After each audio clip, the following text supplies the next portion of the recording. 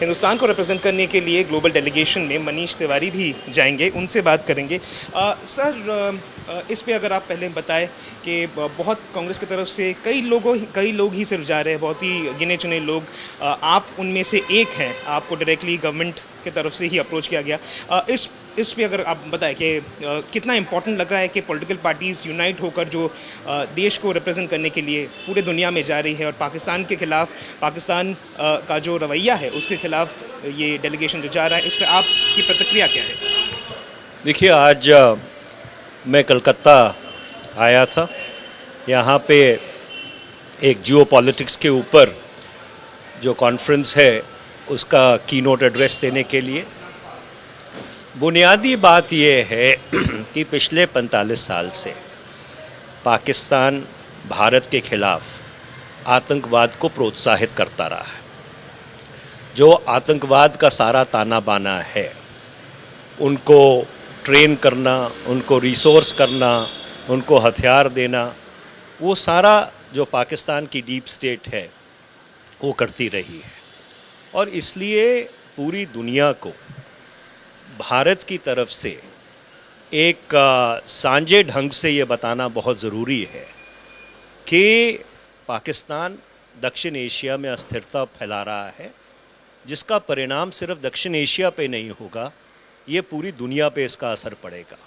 तो इसलिए ये जो प्रतिनिधिमंडल पूरी दुनिया में जा रहे हैं, जिसमें सारे दलों के वरिष्ठ सांसद शामिल हैं, उसका सिर्फ एक उद्देश्य है, मुख्य उद्देश्य है कि पाकिस्तान का जो षड्यंत्र है, पाकिस्तान के जो मंसूबे हैं, पाकिस्तान का जो पिछले 4.5 दशक से रवैया रहा है, उसका पर्दाफाश करना और उसकी सच्चाई दुनिया के सामने रखना। सर, एक तरफ देखा जा रहा है कि सीनियर, जैसे आपने कहा, सीनियर एमपीज जा रहे हैं पूरे दुनिया को समझाने के लिए पाकिस्तान क्या करता है पिछले 75 ईयर्स से इंडिया के साथ, लेकिन कहीं एक पॉलिटिक्स भी जो है वो देखी जा रही है। आपकी पार्टी कांग्रेस की तरफ से भी कई नेता ऐसा कह रहे हैं कि जयराम रमेश ही खुद कह रहे हैं कि ये एक ऑप्टिक्स है, एक पार्लियामेंट सेशन होना चाहिए। क्या इस वक्त इस स्थिति को लेकर राजनीति करनी चाहिए? पॉलिटिकल मैच्योरिटी एक तरफ देखी जा रही है, कहीं नहीं भी देखी जा रही है।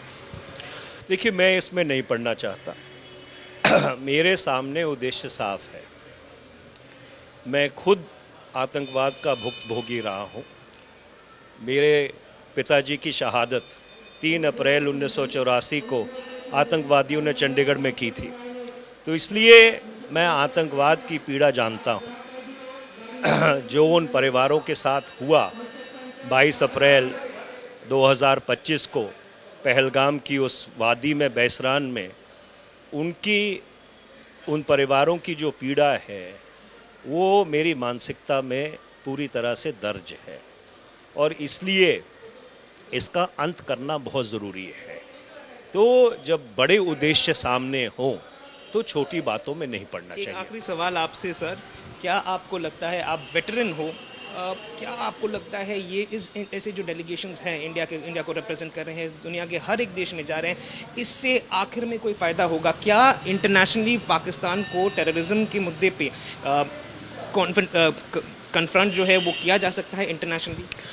देखिए, ये कंटिन्यूस प्रोसेस है। अगर आप सोचें कि एक सीरीज़ ऑफ डेलीगेशन से आप अपना उद्देश्य हल कर लेंगे तो वो एक बचकानी बात होगी। ये एक कंटिन्यूस प्रोसेस है जिसके तहत आपको जो अंतर्राष्ट्रीय जगत है उसके साथ वार्तालाप रखना पड़ेगा, उसके साथ समन्वय बनाना पड़ेगा, और जो पाकिस्तान के मंसूबे हैं उन पाकिस्तान के मंसूबों को निरंतर और लगातार उसका पर्दाफाश करना पड़ेगा।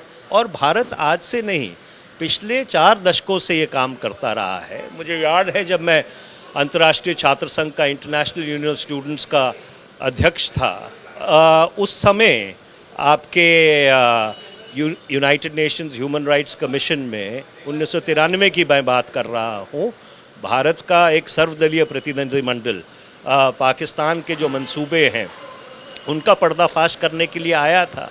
उसके बाद प्रधानमंत्री स्वर्गीय श्री पीवी नरसिम्हा राव जी ने पूर्व प्रधानमंत्री स्वर्गीय श्री अटल बिहारी वाजपेयी जी को यूएन ह्यूमन राइट्स कमीशन में भेजा था 1994 में।